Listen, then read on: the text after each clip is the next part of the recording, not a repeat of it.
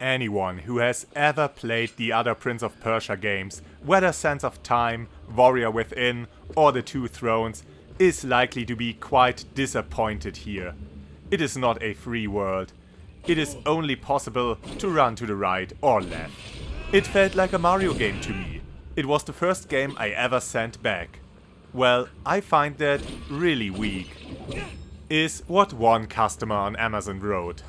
And I couldn't disagree more. The game is amazing. So hello there gamerinos and gamerinas. Welcome to UnicornStorm.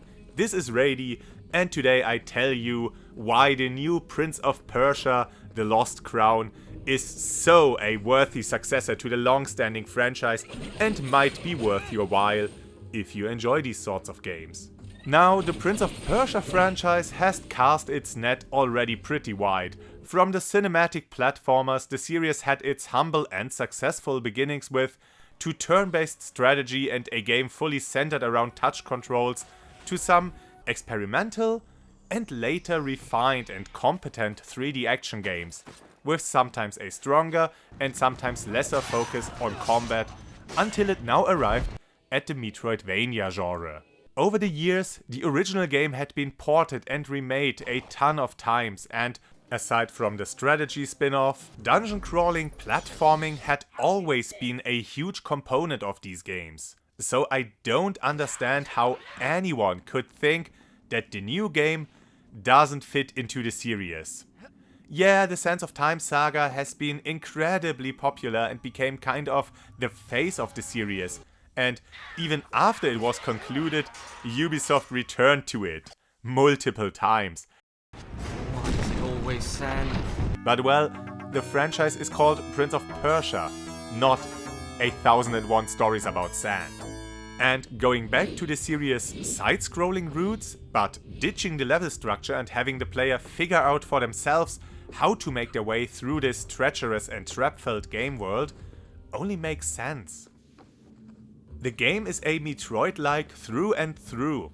The holy mountain of Kaf with its city, dungeons, archives and surrounding forests is a huge and complicated, sprawling place full of secrets and initially inaccessible places that require the use of your ever-growing arsenal of tools and abilities.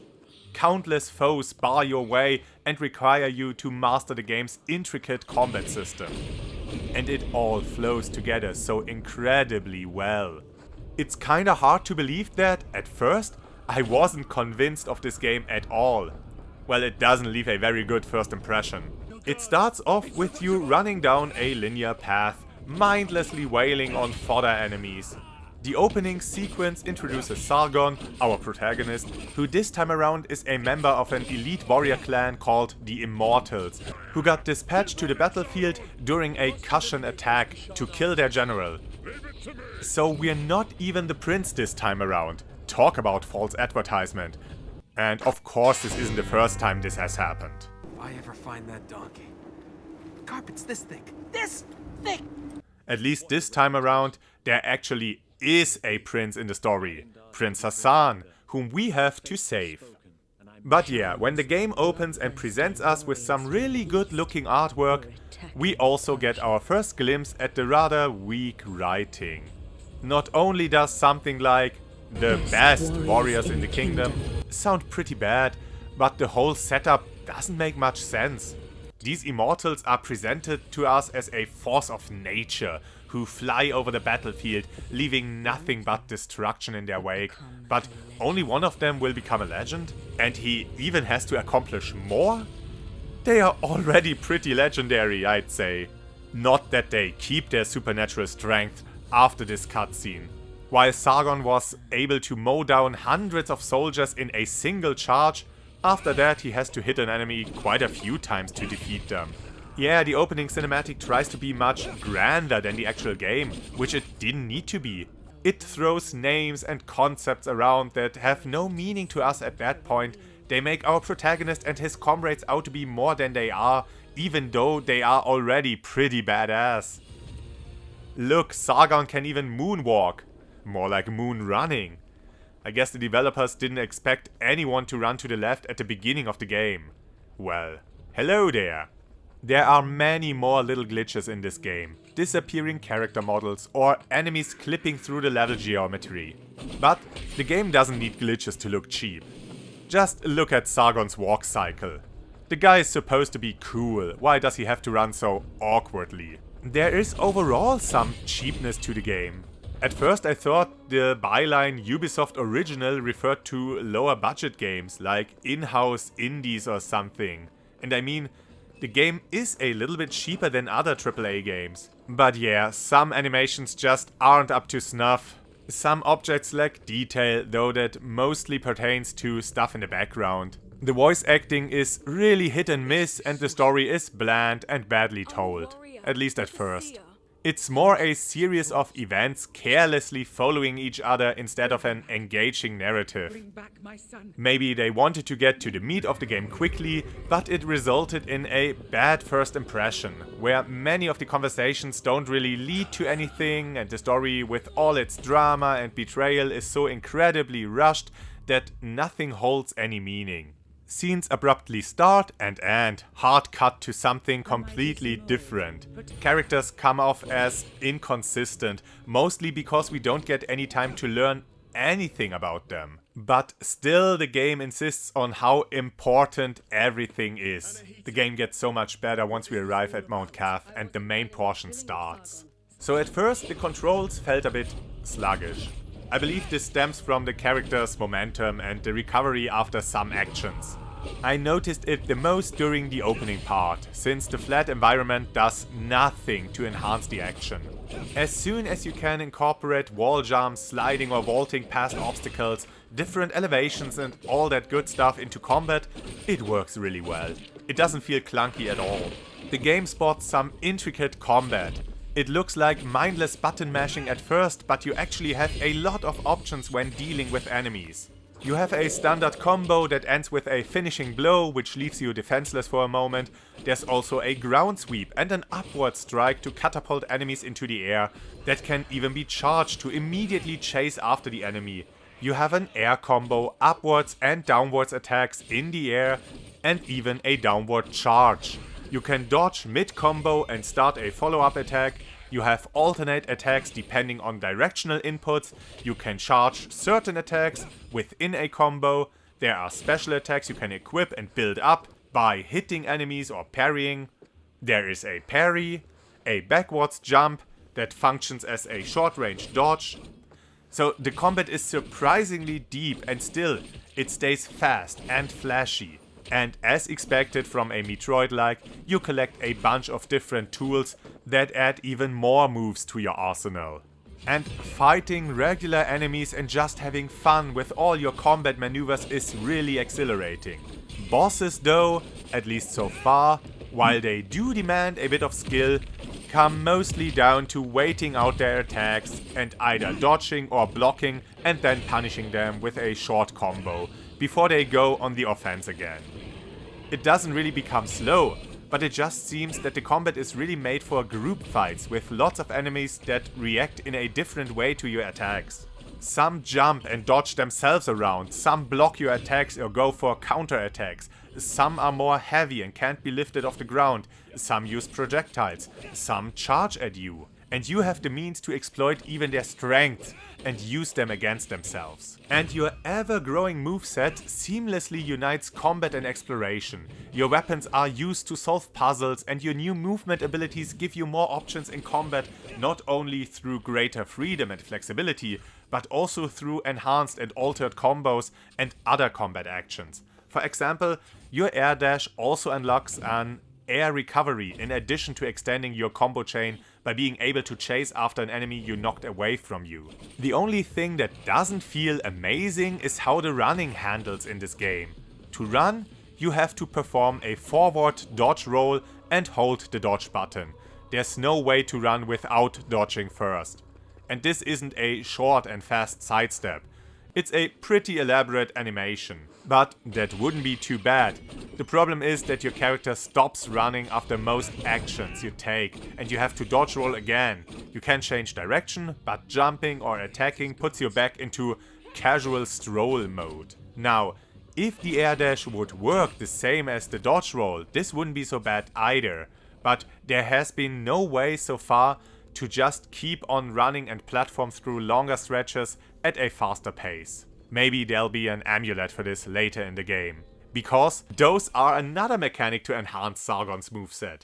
You find a bunch of different amulets from which you can equip a few to extend your standard combo, trigger a slowdown after a successful parry or when aiming your projectile, charge your special ability when getting hit, receive a damage boost when on full health or when in the air. There's a lot of different effects that, depending on how strong they are, cost more of your limited equipment slots to use. You can get more of those slots by finding secret treasures or buying them from vendors. You can also find health upgrades, materials to strengthen your weapons, and you can also upgrade all your amulets to make them even more powerful. And you can find a lot of lore pieces to flesh out the world. Some are more interesting than others. And then there's the memory shards. This mechanic gets introduced pretty early into the game, and it allows you to create a screenshot and pin it to your minimap. This is meant to be used as a materialized mental node for treasures and paths you come across but cannot reach yet. So if you find a treasure chest that's too high up or beyond a too wide of a gap or an obstacle you don't have the means to destroy yet, you can use a memory shard to mark its location on your map and include a nice little screenshot. So when you receive a new ability, you can just look through all your notes and see where it might be useful. And it's pretty ingenious. In Metroid or Castlevania, there's a lot of back and forth exploring the same areas over and over again whenever you receive an upgrade. But with this, you can just look at your map to see if the trek to the other side of the game world is worth it or not, as long as you remember to use those shards. Now, what's weird is that you only have a limited amount of memory shards, and you can extend this amount with another collectible. But why? Aside from not even needing all of them so far, because I generally like to explore previous areas again with a new power-up, and so I stay on top of all the collectibles pretty much all the time, I think it's just counterproductive. Let me just create as many memory thingies as I want. It's not that the game prevented me from making notes after I ran out of memory shards. I can just use the other note system to mark notable spots. And increasing the number of memory shards seems like a really weak reward, since it doesn't really come with an in-game benefit. It just makes it less likely for me to waste my time backtracking to areas where I still can't complete a challenge. And not even that is true, because I could just create a screenshot through the platform itself and save it for later reference. Or look up a walkthrough, which this feature ought to discourage. And near the end of the game, all my available memory shards will be just useless, since there's nothing left to, well, remember. So yeah, the game should have just used one memory shard to note down as many memories as you want instead of a limited resource. Not that even a bad reward is much to dampen my enjoyment with this game, because getting to the treasures is always fun. Sometimes you have to solve a little puzzle or riddle, and many times you have to beat a challenge, more often than not some tight platforming and acrobatics, a gauntlet of traps and stuff like that, and it always feels amazing. It's just so much fun to parkour through this game world, because of the pretty darn great level design that perfectly complements your moveset. You weave from wall jump to wall jump, drop below an obstacle and air dash to a pole, all while avoiding all kinds of traps. And every room is distinct from the others. They not just differ in size and with the basic platform layout, these rooms come in all kinds of shapes. Some let you take different paths to reach the same endpoint, some are more about platforming, some have more traps, some more enemies, some are isolated challenges, and some combine different trials. No two rooms play the same, and in addition, they also never look the same. The different areas within Mount Cav come with highly distinct visual styles, but the designers didn't just implement some different colors of bricks, some trees and a bit of decoration and called it a day. Again, every room has their own unique visual flavor, mostly presented through the background art.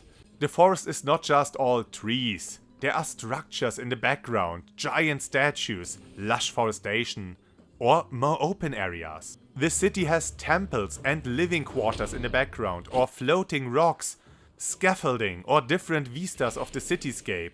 The upper city has different views of the palace or beautiful mountains in the background. What the game lacks in texture or model quality, it makes up with stellar art design and a lot of attention to detail. I'm just having a really great time with this game. Combat is deep enough to make an effort to master it, but still flashy enough to always have it look exciting. Exploration is rewarding, platforming challenges satisfying. If certain aspects of the game are too hard or easy for you, you can tweak them with this game's highly customizable difficulty selection. Even the story shows some competency later in the game, with its anachronistic unveiling of certain plot threads. The main story isn't much to talk about. It tries to surprise you with some twists and deception, but it never strays too far from a safe, middle-of-the-road narrative. It's the little character moments that get really intriguing. The setup is that Mount Cav has been cursed and now time flows chaotically and affects everyone differently. Since we never leave Sargon's perspective, we don't experience the shifting time ourselves, but the people we come across paint a frightening picture of this place's weird flow of time. We find the rotten corpses of soldiers having arrived here just a few hours before us. We meet a warrior who has been stuck here for 30 years, but hasn't aged a day. Our companions tell us that they've been here for multiple days or weeks. We even get confronted with our own fate when we find our own corpse alongside one of our companions' trademark weapons. Soon it's clear we cannot trust our perception of time. Maybe the few hours for us have been weeks on the outside. Maybe the people we are following right now have been dead for years. Maybe some of the people we meet are past or future versions of others. Maybe one of them is even a future version of Sargon himself. The game hasn't gone as far with it as I'd have liked yet, but it creates some good intrigue and I'm all for it. I really like this approach to storytelling, to reveal little slivers of the conclusion that we are not yet fully able to understand. So yeah, after I got over my bad first impression of the game, I began to enjoy it. A lot. A whole lot. The occasional cheap moments when cutscenes just start and stop without transition, or really stilted dialogue, or when the Ubisoft notification draw me out of my immersion whenever I reach some kind of milestone and I haven't found a way to turn them off, or when some of this sound randomly cuts out and just doesn't return. All these issues that should be fixed, but they couldn't dampen my enjoyment of this. It's a fast-paced Metroidvania that creates some really great atmosphere through its visual design, but also some pretty good music that's not all too catchy, but fits the mystical flair with its commitment to this oriental style. The Metroidvania subgenre is a perfect fit for this franchise, and it's shocking that this approach hasn't been taken sooner. And all of that is topped off with surprisingly deep and action-packed combat that's just plain fun. I fully recommend this game to anyone interested in side-scrolling action. Is what I would say if Ubisoft hadn't screwed me over with some games just recently. I finally got around buying The Crew, and then I learned that they're gonna shut the game down in April or May. Not that it matters, because I can't even log in. I can't start a new campaign because of some server issues that they're not going to fix. They already stated as much. And I wasn't able to log into their newest The Crew game due to some server issues. I don't know. I managed to get the game running with some glitch or something, I don't know. But yeah, that's not what I expect from a game I bought with my own money. Ubisoft's suggestion of getting comfortable with not owning your games sounds more and more alarming when they shut down those games or aren't able to reliably grant you access. That said, this isn't the fault of this particular game. On its own, it's fully worth a recommendation. And it is worthy to carry the name of the Prince of Persia franchise. And with that, I wish you the greatest of days. This has been Rady, and I hope to see you again on the next game.